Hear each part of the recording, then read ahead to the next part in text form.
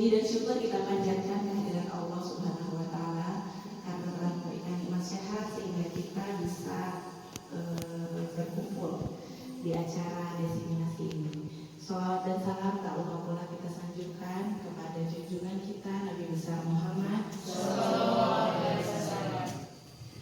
Baiklah, hari ini kita akan mendengarkan desiminasi budaya positif yang akan disampaikan oleh Ibu Maisaroh. Namun sebelumnya izinkan saya membacakan susunan acara pada hari ini. Yang pertama adalah pembukaan, yang kedua pembacaan ayat suci Al-Quran, yang ketiga menyanyikan lagu Indonesia Raya, yang keempat sambutan dari Ibu Wakil Kepala Sekolah, dan yang kelima adalah pemaparan materi dari Ibu Maisaroh, yang keenam doa, dan yang ketujuh adalah penutup. Baik, marilah kita buka acara ini dengan membaca ayat basmalah. Bismillahirrahmanirrahim. Selanjutnya adalah pembacaan ayat suci Al-Quran yang akan dibawakan oleh Al-Mukarram Al-Ustaz Mispardi. Dipersilahkan.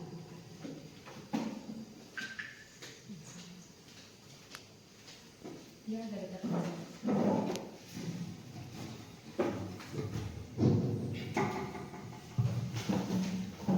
Assalamualaikum warahmatullahi wabarakatuh. Waalaikumsalam warahmatullahi wabarakatuh. A'udzu billahi minasyaitonir rajim.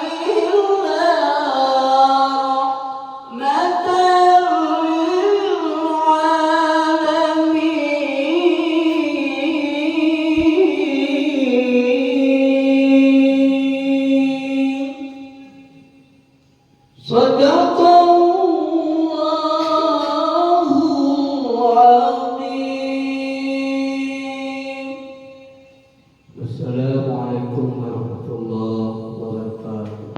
Baik,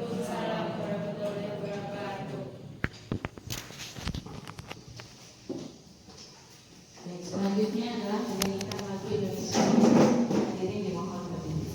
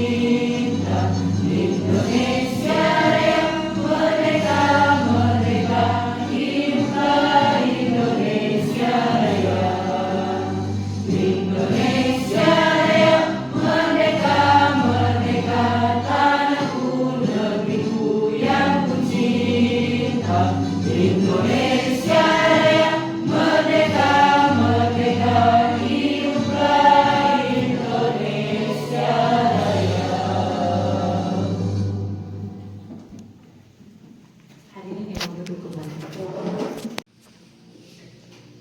Selanjutnya adalah sambutan dari Wakil Kepala Sekolah Ibu Lia Lesmana.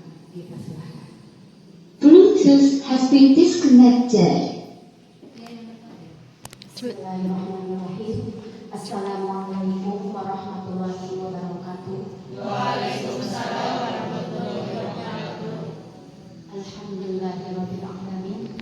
Wassalatu wassalamu ala asyrofil anbiya'i wal mursalin wa ala alihi wa sahbihi ajmain, amma ba'du. Yang terhormat Bapak Kepala Sekolah Zain Zakaria, yang pada hari ini beliau lagi berhalangan hadir karena ada sesuatu hal. Yang terhormat Ibu Mae, Ibu calon penggerak, dan rekan-rekan Bapak Ibu guru SMP Negeri 1 Lebak Bulong yang saya banggakan. Puji syukur kehadiran Allah Subhanahu wa taala, kita bisa berkumpul di tempat ini dalam acara diseminasi budaya positif. Sholawat serta salam selalu marilah curahkan kepada junjungan kita, yaitu Nabi besar Nabi kita, yaitu Nabi Muhammad SAW. Pada kesempatan kali ini diseminasi positif yang akan disampaikan Ibu Mae itu adalah pesan yang baik, budaya positif. Budaya itu karya dari budi atau suatu kebiasaan yang dilakukan secara terus-menerus dan menjadi kebiasaan. Dari acara ini berharap bahwa dengan diseminasi budaya positif, bahwa kebiasaan-kebiasaan positif itu menjadi karakter di sekolah kita, menjadi sebuah kebiasaan yang susah untuk dirubah. Lamun cek bahasa Sunda nama adat kapuluh iga. Ya. Jadi sebuah kebiasaan positif itu menjadi kebiasaan yang mengakar di jiwa kita, di jiwa anak didik kita. Mari kita kembangkan lagi sesuatu yang positif-positif, yang kurang berjalan menjadi yang lebih lagi berjalan, yang sudah berjalan mari lebih kita tingkatkan, dan budaya-budaya positif lagi apalagi yang harus kita gali. Mudah-mudahan guru-guru yang lain, kita semua bisa melaksanakan CGP, bisa lebih wawasannya lebih meningkat lagi, karena sudah pasti orang yang mengikuti CGP akan lebih meningkat lagi kompetensinya, kemampuannya, insya Allah.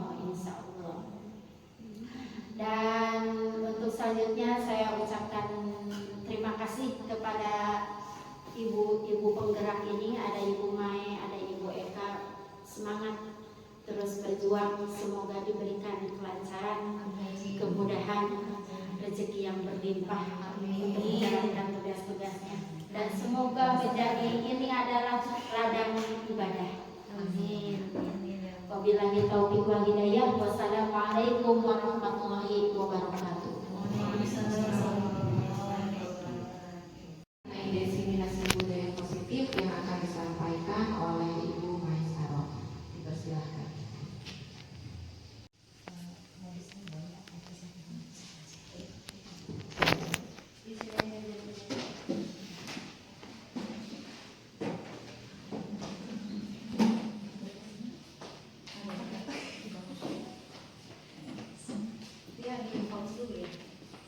Assalamualaikum warahmatullahi wabarakatuh. Apa kabar hari ini? Sebelum saya menyampaikan apa yang ingin saya sampaikan, terlebih dahulu saya ingin mengucapkan ribuan terima kasih atas kehadiran Bapak Ibu guru yang sudah berkenan hadir di tempat ini untuk menerima pemaparan apa yang saya dapatkan dari pendidikan saya guru penggerak. Kali ini setelah kemarin saya menyampaikan visi dan misi sekolah yang alhamdulillah disambut dengan baik, kali ini saya akan memaparkan salah satu bagian dari modul 1.4 tentang budaya positif. Ya, tapi sebelum ke pertanyaan, terlebih dahulu supaya kita fresh, bisa menerima dengan asik, tidak perlu tegang, ya. Sebelumnya kita ice breaking dulu. Bisa ditutup kira-kira kita senam aja, ya. Boleh ya, berdiri. Senam dulu. Ikuti dulu. 1, 2, 3, 4, 5, 6, 7. Nah, supaya senamnya asik tanpa pegal, kita iringi dengan sebuah nyanyian. Nyanyian Delman. Pada hari Minggu masih ingat? Ya, 1, 2, 3. Pada hari Minggu ku turut ayah ke kota. Delman istimewa, ku duduk di muka. Duduk samping Pak Kusir yang sedang bekerja, mengendarai kuda supaya baik jalannya. Taktik tuk tik taktik tuk tik taktik tuk. Taktik tuk tik taktik tuk, suara sepatu kuda.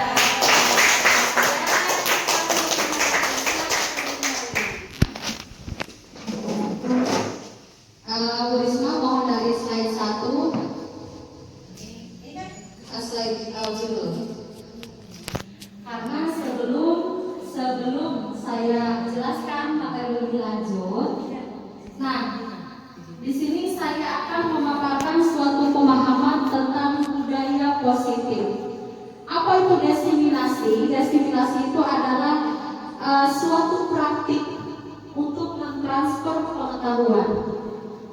sini saya bukan menggurui, sama sekali tidak menggurui, tetapi di sini mentransfer apa yang sudah saya dapatkan selama pendidikan kurang lebih 3 bulan untuk disampaikan agar menjadi suatu hal positif untuk di sekolah. Budaya positif. Apa saja itu budaya positif? Mohon untuk slide 2, Krisna. Nah, di sini ada pertanyaan pematik. Nanti boleh bantu katakan setuju atau tidak, ya.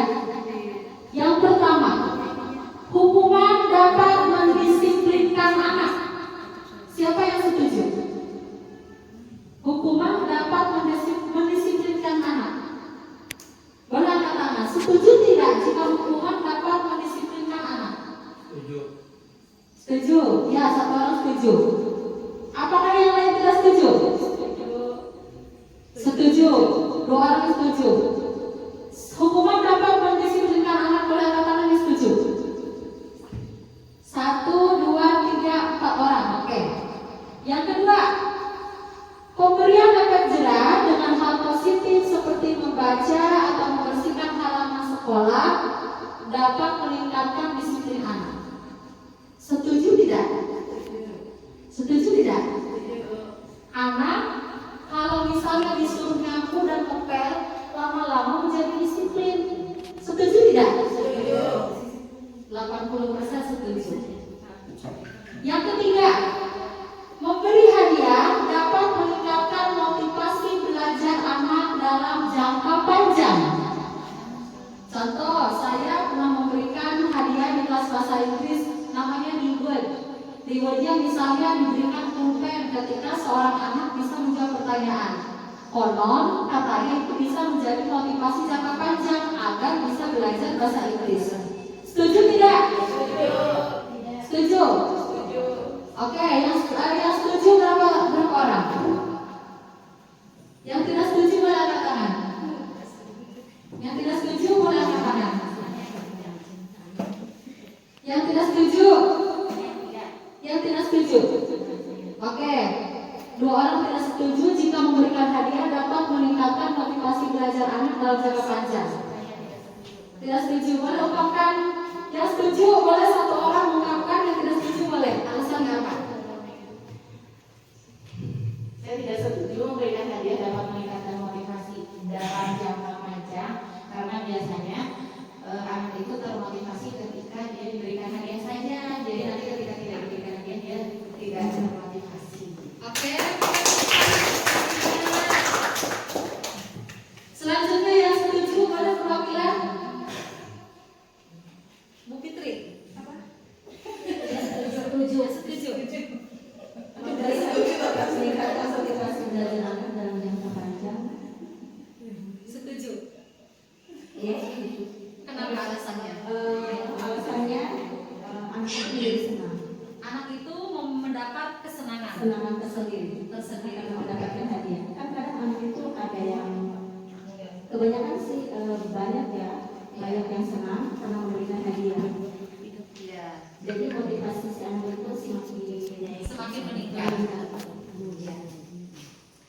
Jadi menurut Bu Fitri itu setuju jika pemberian hadiah itu dapat meningkatkan motivasi jangka panjang karena menimbulkan rasa senang. Setelah senang maka muncul motivasi untuk terus belajar dan belajar.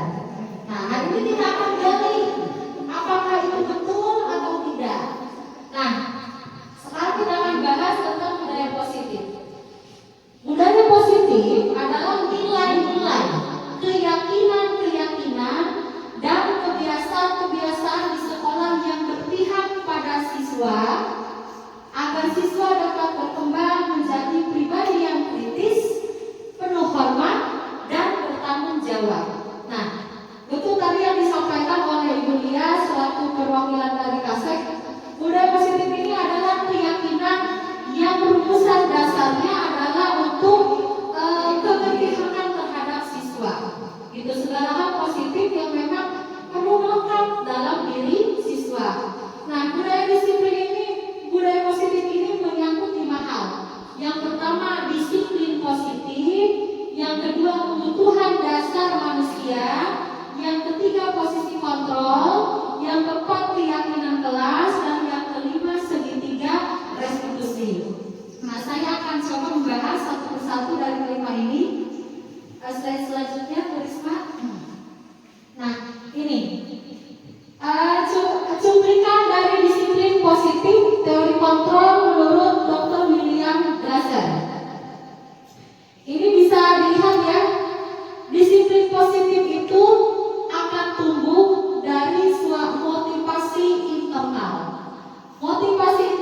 itu akan mendorong anak untuk disiplin dalam jangka panjang. Ya. Kemudian di sini Anda tidak bisa mengontrol orang lain, hanya Anda yang bisa mengontrol diri Anda. Jadi begini, kita sebagai seorang guru bertemu dengan seorang siswa. Kita pribadi memiliki sifat pengontrol untuk diri kita sendiri. Ketika kita mengajar seorang siswa itu sebenarnya tidak bisa kita kendalikan. Karena yang sepatutnya mengontrol diri sendiri adalah diri kita pribadi. Dan itu sudah ada dalam nalar kita sendiri, bahwa yang bisa mengendalikan diri kita menjadi seseorang yang emosional, kita menjadi seseorang yang penyabar, kita menjadi seseorang yang patuh pada aturan, itu adalah ada pada diri kita sendiri. Nah, kita sebagai guru sifatnya hanya mampu menuntun anak agar ketika dia mengontrol dirinya tetap dalam batasan. Karena anak memiliki kebutuhan dasar. Ada 5 kebutuhan dasar yang harus dipenuhi oleh setiap anak, oleh setiap diri, setiap siswa. Boleh selanjutnya. Nah, teori motivasi perilaku manusia untuk menghindari ketidaknyamanan atau hukuman. Nah, ini yang disebut dengan motivasi eksternal. Saya kalau terlambat datang ke kelas, maka saya akan dihukum oleh Mumae, suruh membaca vocabulary sebanyak 100 vocab. Anak akan datang setiap hari rajin karena dia di dalam pikirannya itu sudah tertanam, kalau saya tidak terlambat saya akan dihukum membaca vocabulary. Nah, ini masuk pada motivasi eksternal. Dia akan datang ke kelas bukan karena ingin belajar dengan bahasa Inggris, tapi karena takut dihukum menghafalkan vocabulary sebanyak 100. Begitu. Kira-kira bisa dipahami sampai sini? Nah, kemudian yang kedua, untuk mendapatkan imbalan dari orang lain, apa yang akan saya dapatkan apabila saya melakukannya? Termasuk dengan pemberian reward, pemberian hadiah, itu juga termasuk pada motivasi eksternal. Nah, ya, sedangkan yang dibutuhkan oleh seorang siswa adalah motivasi yang tumbuh dalam dirinya sendiri. Jangan karena hukuman atau jangan karena reward. Karena apabila atas dasar keduanya, maka seorang siswa tidak akan memiliki motivasi internal. Yang ketiga, untuk menghargai diri sendiri. Menjadi insan sesuai harapan kita. Saya akan menjadi orang seperti apa apabila saya melakukannya. Ini masuk pada motivasi internal. Begitu. Jadi yang harus kita kembangkan kepada anak didik kita adalah bagaimana caranya agar mereka itu memiliki motivasi internal. Nah, untuk mendapatkan motivasi internal itu, maka kita sebagai seorang guru harus menanamkan disiplin positif. Ya, jadi nanti ketika di mapel agama, di mapel bahasa Inggris atau di mapel IPA, anak itu jangan sampai ada yang datang ke kelas atas dasar kalau saya telat, kalau saya tidak masuk, maka saya akan disuruh nalar. Kalau saya tidak masuk pada pelajaran matematika, saya harus menghafal kalian 7. Nah, apabila dalam mindset anak ada pemikiran seperti itu, maka anak itu belum memiliki motivasi internal, masih memiliki motivasi eksternal. Datang ke kelas hanya karena takut jika dihukum. Aktif di pelajaran bahasa Inggris hanya karena ingin mendapatkan penghargaan. Nah, itu yang sebenarnya tidak boleh kita lakukan terhadap peserta didik kita. Jadi upaya kita adalah menanamkan disiplin positif untuk memunculkan motivasi internal dalam diri peserta didik. Nah, selanjutnya nih, tadi kita sudah bahas ya, tadi sudah kita dengarkan pendapat Fitri dan pendapat Wina tentang dihukum oleh penghargaan.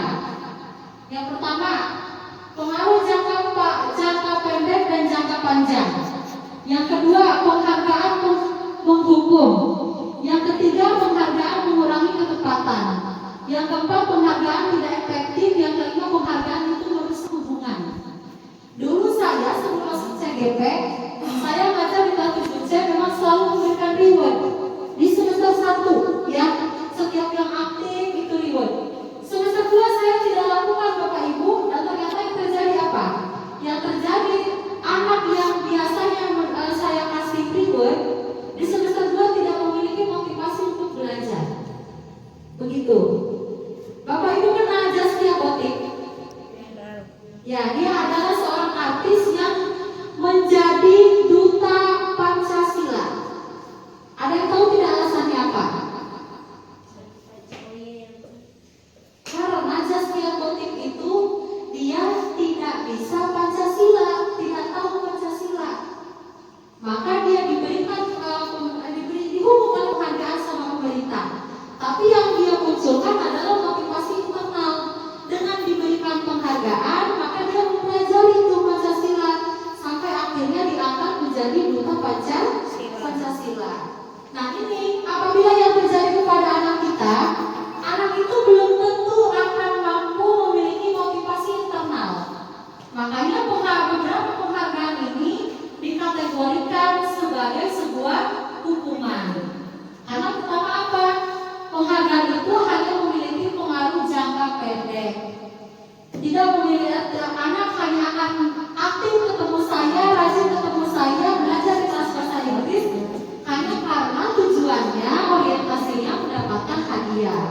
Tidak muncul kesenangan dalam sebuah pembelajaran seperti itu. Selanjutnya Bu Risma. Nah, kemudian perbedaan hukuman dan konsekuensi. Nah, Bapak Ibu, ini ya, bagaimana upaya kita merubah mindset anak dari yang tadinya yang mereka tahu saya takut dihukum menjadi saya bersedia masuk karena kalau tidak masuk saya akan menerima konsekuensi. Itu yang harus kita rubah mindsetnya. Begitu. Nah, ini perbedaan antara hukuman dengan konsekuensi. Hukuman itu adalah sesuatu yang menyakitkan dan harus terjadi.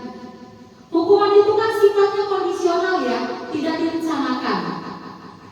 Apabila ada anak yang telat datang di kelas bahasa Inggris, anak itu tidak punya rencana untuk telat, tapi tiba-tiba datang telat, maka saya hukum. Itu yang disebut dengan hukuman, tidak terencana.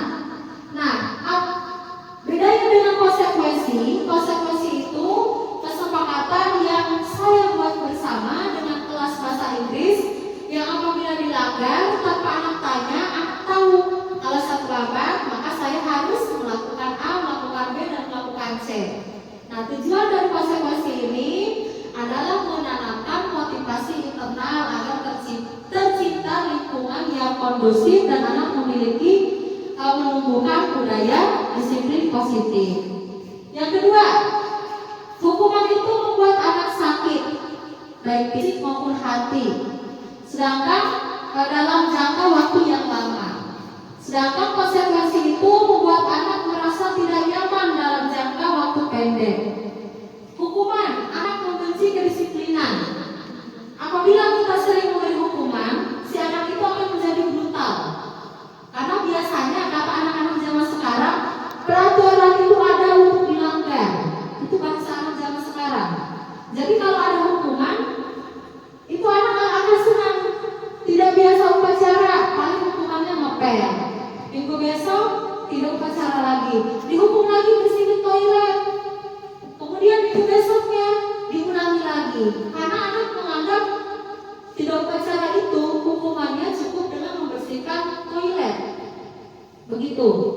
Ada motivasi eksternal, ya. Sedangkan konsekuensi itu akan menghargai disiplin. Karena konsekuensi itu dibuat oleh kesepakatan bersama, maka anak itu akan memiliki disiplin. Kalau saya tidak melakukan A, maka saya akan menerima A, karena itu adalah ingin saya. Itu yang disebut dengan konsekuensi. Artinya maaf, paus dulu. Selanjutnya, hukuman itu mendorong anak menyakiti diri sendiri. Betul ya? Anak yang dicukur rambutnya karena frustasi sekalian dioperasi oleh dirinya sendiri. Nah, kalau konsekuensi mendorong anak untuk mudah menyesuaikan diri. Karena konsekuensi itu pada dasarnya disepakati oleh bersama. Kemudian hukuman itu merupakan konsep diri yang buruk, sedangkan konsekuensi adalah konsep diri yang baik. Anak belajar untuk menyembunyikan kesalahan itu hukuman. Contoh, ketika saya kerja HP, kamu bawa HP ya Bu? Itu Bu, yang bawa HP itu sih itu Bu. Saling menyalahkan karena anak bersembunyi dari sebuah kesalahan, lempar batu sembunyi tangan. Nah, kalau kita berikan konsekuensi, anak itu akan belajar untuk mematuhi peraturan.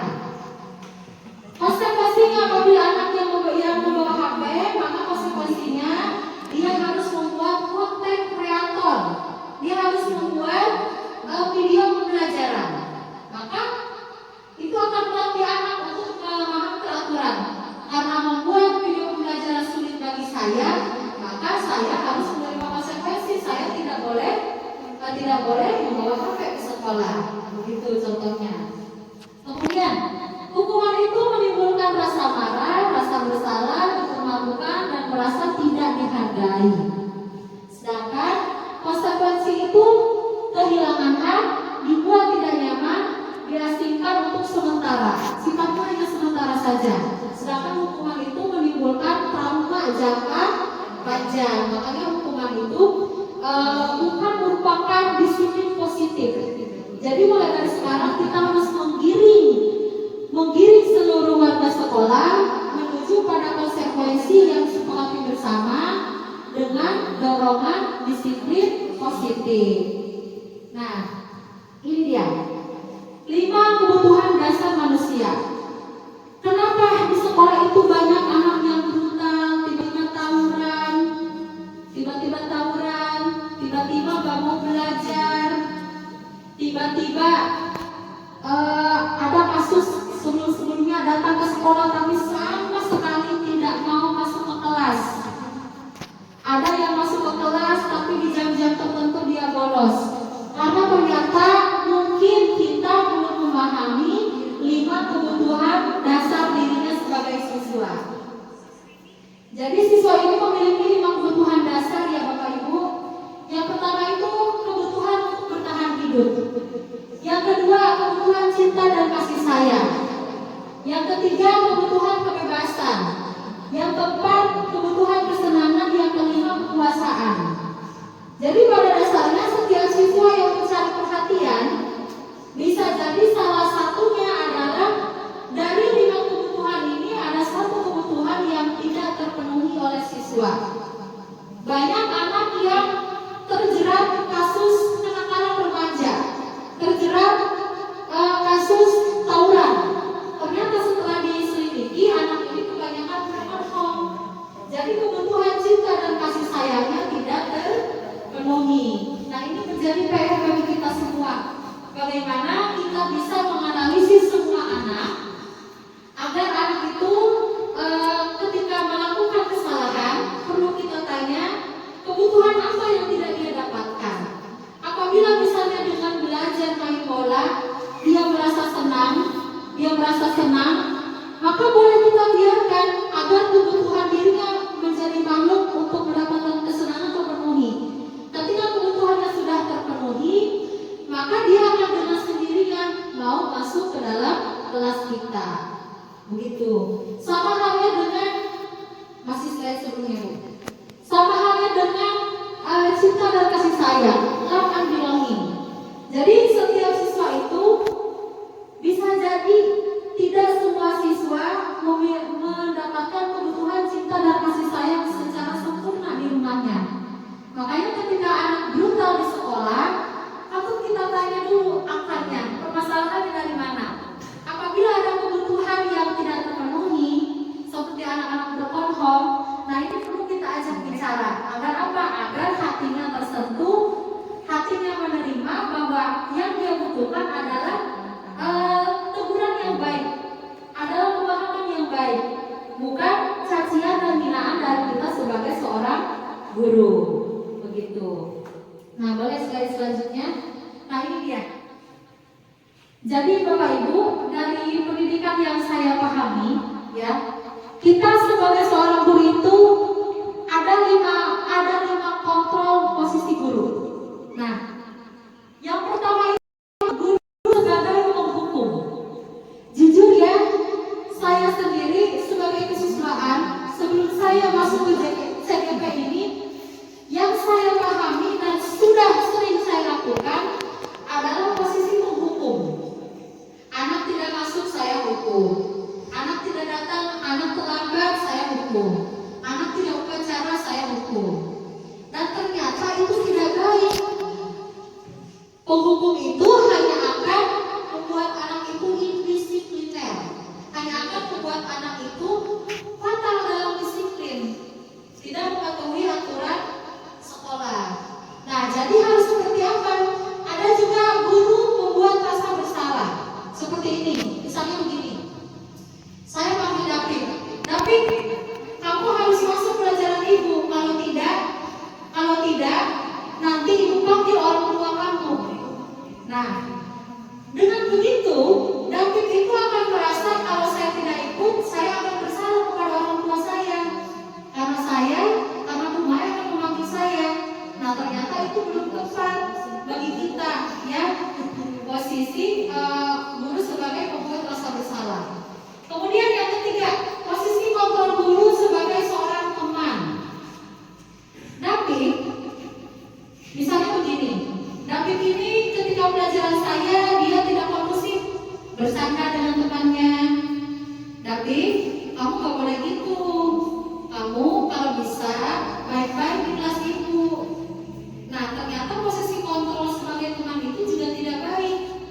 Karena kita sebagai guru harus tetap memiliki wibawa, harus tetap memiliki nilai agar anak itu segan terhadap kita.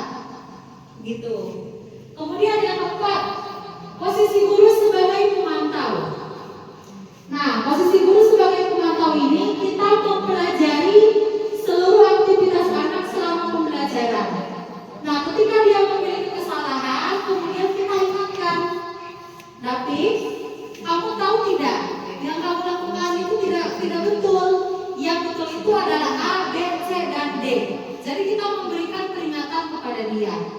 Itu posisi guru sebagai pemantau. Nah, ini yang terakhir, posisi guru sebagai manajer. Nah, posisi terakhir manajer adalah posisi mengatur, di mana guru berbuat sesuatu apa itu? Bersama dengan murid, mempersilahkan murid, mempertanggungjawabkan pekerjaannya, melindungi murid agar dapat menemukan solusi atas permasalahan kebiasaannya sendiri. Jadi begini, yang paling bagus dari posisi kontrol seorang guru adalah posisi kontrol seorang manajer, di mana ketika seorang anak melakukan sebuah kesalahan, baiknya kita tanya dulu, nah, kenapa kamu melakukan ini? Oke, ibu terima alasannya jika kamu memang tidak suka. Seharusnya kamu sudah tahu ini salah, maka kamu tahu nggak apa yang harus kamu lakukan. Nah, itu posisi guru sebagai manajer, sebagai kontrol manajer. Apakah kita sudah ada di posisi itu, Bapak Ibu? Apakah sudah ada di posisi manajer? Insya Allah ya, mudah-mudahan setelah diseminasi ini kita semuanya bisa memiliki kontrol guru sebagai minimal pemantau, maksimalnya manajer.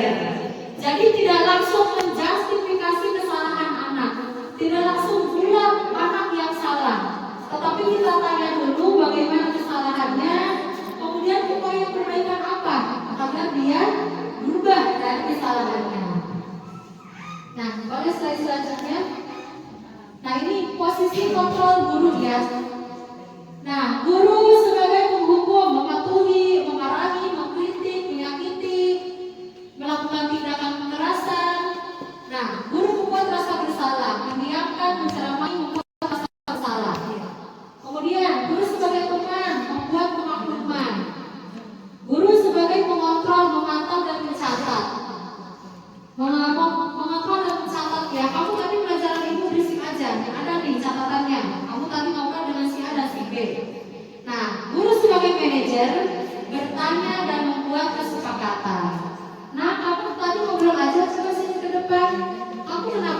ngobrol aja. Bisa jelaskan nggak? Kira-kira kamu pengen seperti apa agar kamu tidak ngobrol pelajaran ibu? Nah itu posisi guru sebagai manajer. Yang kedua dari perkataan. Kalau kamu titik-titik maka bapak ibu akan titik-titik. Kalau kamu tidak upacara maka ibu akan hukum, yaitu membersihkan kamar mandi. Itu contoh guru posisi sebagai penghukum. Kemudian sebagai membuat rasa bersalah. Ibu kecewa sama kamu gara-gara kamu ibu dipanggil oleh kepala sekolah. Ibu kecewa sama kamu gara-gara kamu ibu dipanggil oleh komite sekolah, oleh kapolsek dan lain-lain. Kemudian dari akibat ya, murid tidak peduli dengan gurunya atau tugas sekolahnya. Kalau guru memposisikan diri sebagai penghukum. Apabila guru memposisikan guru sebagai manajer, maka apa yang sudah disepakati dia akan lakukan, akan diperbaiki. Kemudian pada perilaku. Nah, pada perilaku anak itu akan lebih sering melanggar peraturan apabila kita memposisikan diri sebagai penghukum. Apabila kita memposisikan diri sebagai manajer, maka dia akan memiliki disiplin dalam dirinya sendiri. Nah, motivasi apa yang akan kita dapatkan apabila kita memposisikan diri sebagai penghukum? Maka murid hanya akan memiliki motivasi ekstrinsik, motivasi eksternal. Apabila kita memposisikan diri sebagai manajer, maka anak akan memiliki motivasi internal atau intrinsik. Nah, selanjutnya, nah ini dia. Bagaimana upaya kita menumbuhkan disiplin positif? Salah satu caranya adalah membuat keyakinan kelas. Apakah sudah kita lakukan semuanya? Sudah ya. Dan apakah ini cukup berjalan?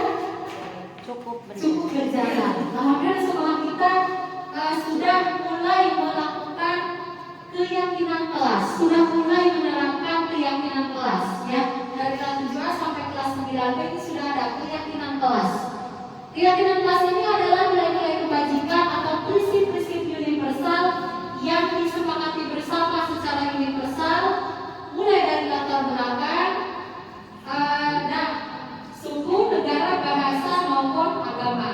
Nah, menurut Dai Ghazali, keyakinan kelas ini akan memunculkan motivasi intrinsik dalam diri anak.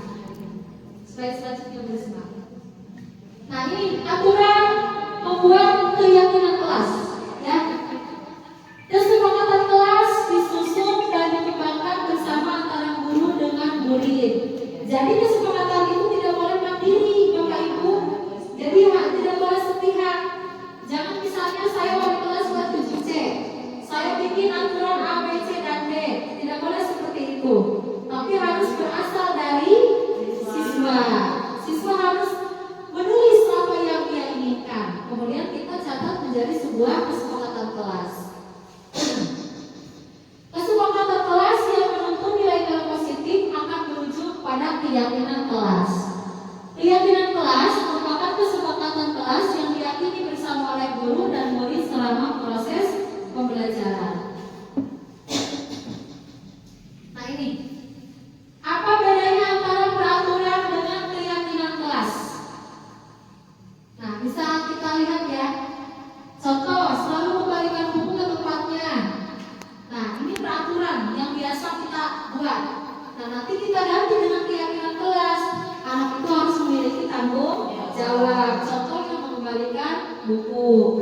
Dilarang mengganggu orang lain. Keyakinan kelasnya adalah menghormati orang lain. Hadir selama 15 menit sebelum KBM dimulai, termasuk dengan komitmen. Dilarang melakukan kekerasan. Ini termasuk keselamatan dan menghormati orang lain. Nah, ini anak yang brutal memang perlu kita buat keyakinan kelas. Kemudian dilarang menggunakan narkoba. Keyakinan kelasnya adalah kesehatan. Bergantian atau menunggu giliran, termasuk kepada disiplin menghormati orang lain dan bersabar. Menggunakan masker, keyakinan kelasnya adalah kesehatan dan keselamatan. Jangan berlari di kelas atau koridor. Ini termasuk pada keselamatan kelas. Kalau di kita tidak ada. Yang ada adalah ugal-ugalan saat membawa motor dari atas sampai bawah. Nah, ini perlu kita buat sebuah keyakinan kelas untuk kedepannya. Nah, sekarang kita akan membahas segitiga restitusi.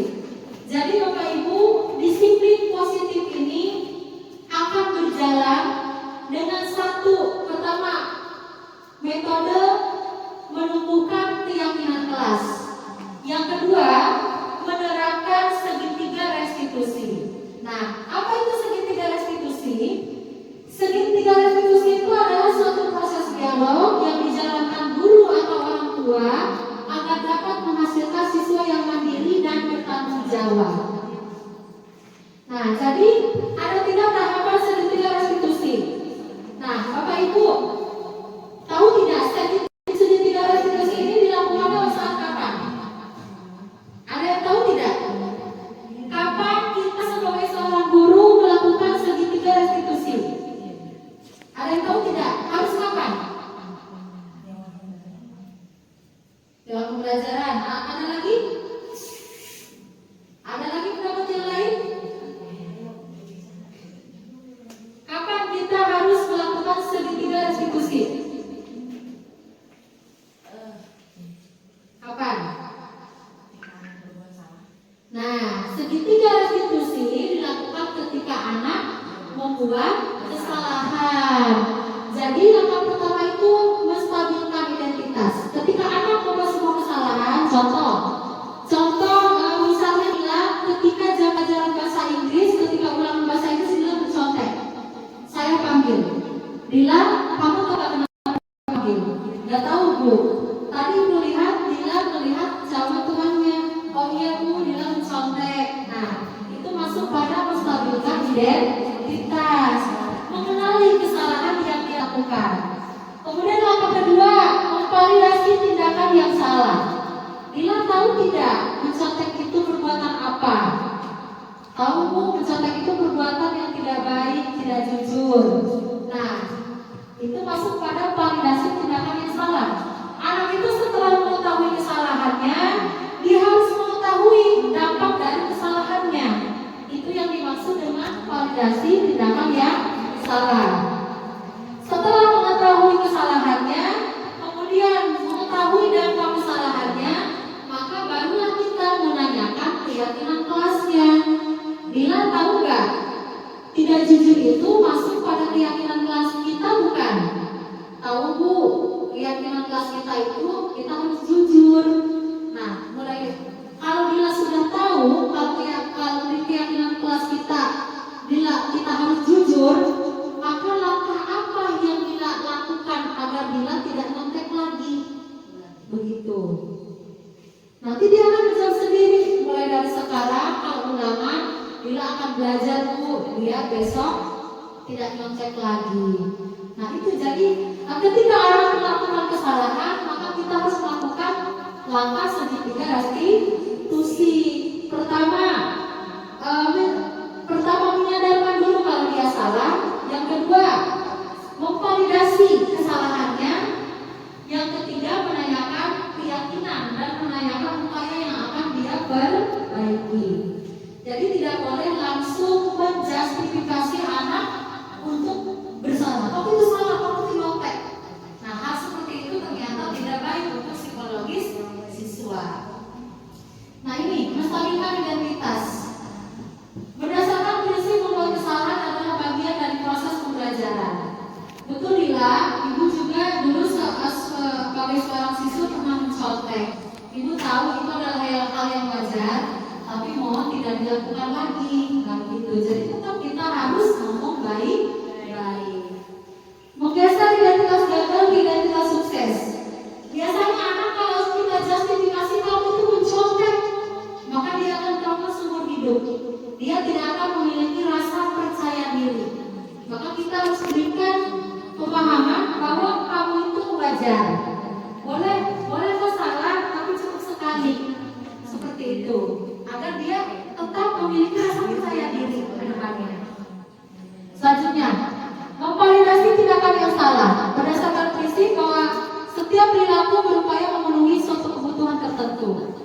Yang kedua, guru akan bergeser dari pemikiran stimulus respon menjadi proaktif. Yang ketiga, mengenali dan mengakui kebutuhan murid akan memperbaiki hubungan dengan murid. Jadi anak kalau sudah kita tanya kesalahannya apa, solusinya apa, mereka akan memiliki hubungan yang baik. Jadi tidak akan takut sama guru itu.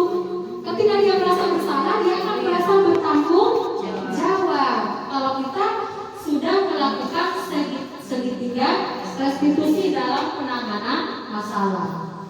Selanjutnya, nah ini yang paling penting dalam menerapkan budaya disiplin positif.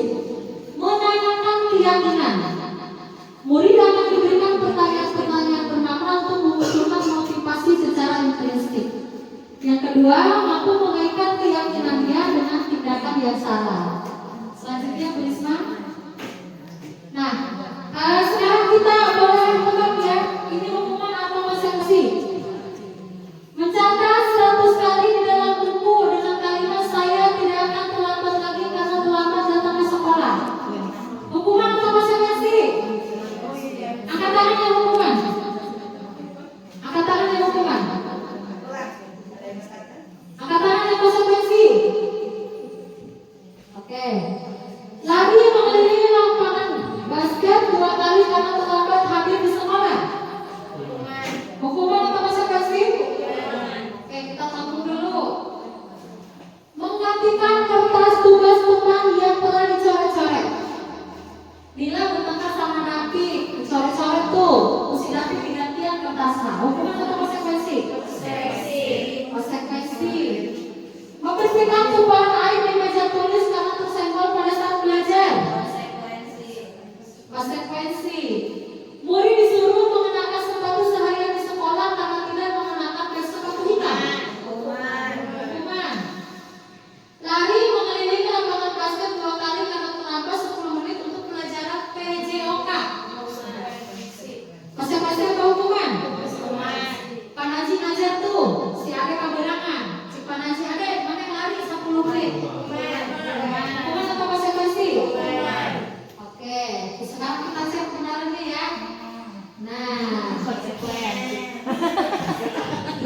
ini jawabannya. Mencatat terus 100 kali di dalam dengan buku dengan kalimat saya tidak akan terlambat lagi, ternyata ini masuk pada lari mengelilingi lapangan basket 2 kali karena terlambat hadir termasuk hukuman. Murid diminta push up karena tidak menggunakan masker termasuk hukuman. Nah, menggantikan kertas tugas karena kami coret-coret ini adalah konsekuensi. Membersihkan tumpahan air di tulis meja karena tersenggol merupakan konsekuensi. Murid disuruh menggunakan sepatu seharian karena melanggar peraturan sekolah masuk pada hukuman. Lari mengelilingi lapangan di pelajaran PJOK itu termasuk konsekuensi karena di pelajaran PJOK ya, kalau yang atas kan bukan di mapel PJOK jadi masuk pada konsekuensi. Begitu. Jadi kita warga sekolah harus mulai menggeser paradigma dari stimulus respon menjadi proaktif, dari hukuman menjadi sebuah konsekuensi. Tujuannya apa? Memunculkan motivasi internal kepada anak agar bisa menerapkan budaya positif. Nah, setelah ini saya akan berikan cuplikan video restitusi ya. Sebentar. Saya sudah melakukan restitusi contoh video, mungkin bisa disaksikan.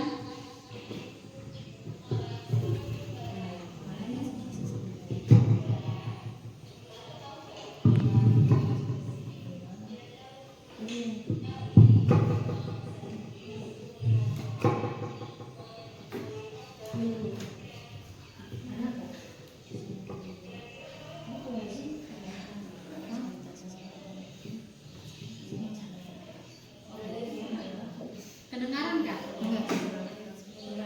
Nggak jelas. Nggak jelas ya. Ini adalah contoh ketika saya merestitusi seorang siswa yang mencontek di pelajaran pelajaran bahasa Inggris. Kedengeran ya?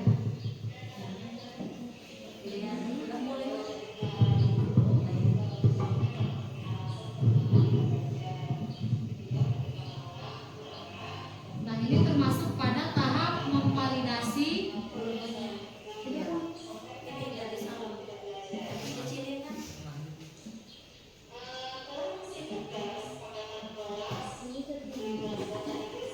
Nah, ini termasuk pada menanyakan keyakinan kelas.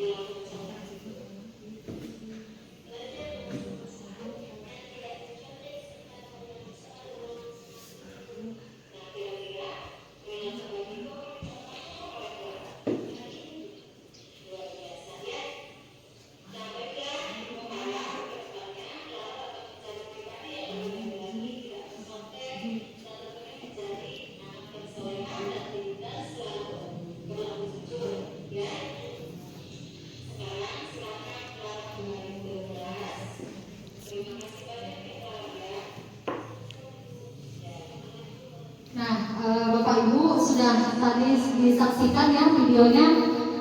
Ini adalah contoh di mana saya memposisikan diri sebagai control manager dengan melakukan segitiga restitusi dalam penanganan kasus. Jadi pertama itu dipanggil dulu, ditanya dulu, divalidasi kesalahannya, distabilkan dulu kesalahannya, distabilkan identitasnya, kemudian divalidasi kesalahannya. Yang terakhir adalah ditanyakan keyakinan kelas. Nah, setelah ketiga hal itu, maka ditanyakan pula upaya perbaikannya mau seperti apa. Itu yang patut kita lakukan untuk menciptakan budaya disiplin positif. Jadi pertama mulai dari keyakinan kelas, kedua mulai dari penanganan kasus anak ini dilakukan dengan segitiga restitusi. Yang ketiga kita harus mengenali kebutuhan dasar setiap para siswa. Apabila ada siswa yang kurang berkenan di mata pelajaran kita, yang sering membuat kesalahan, maka perlu kita tanya. Bisa jadi ada kebutuhan dasar yang tidak terpenuhi dari kelima kebutuhan dasar yang mereka miliki. Nah, itu saja yang bisa saya sampaikan. Mudah-mudahan apa yang saya sampaikan ini bisa diterima dan bisa kita aplikasikan di sekolah, agar sekolah kita menjadi sekolah yang berbudaya disiplin positif. Mohon maaf atas segala keterbatasan saya dalam diseminasi ini. Mudah-mudahan menjadi keberkahan dan kebermanfaatan, karena kesempurnaan itu adalah milik Allah dan kekurangan sepenuhnya milik saya. Akhir kata, wabillahi taufiq wal hidayah. Wassalamualaikum warahmatullahi wabarakatuh.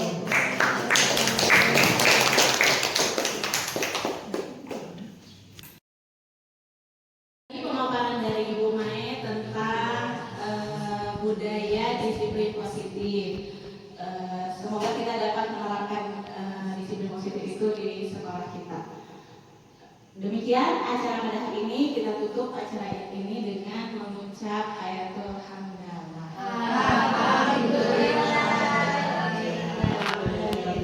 Demikian dari saya. Mohon maaf apabila ada kekurangan. Wassalamualaikum.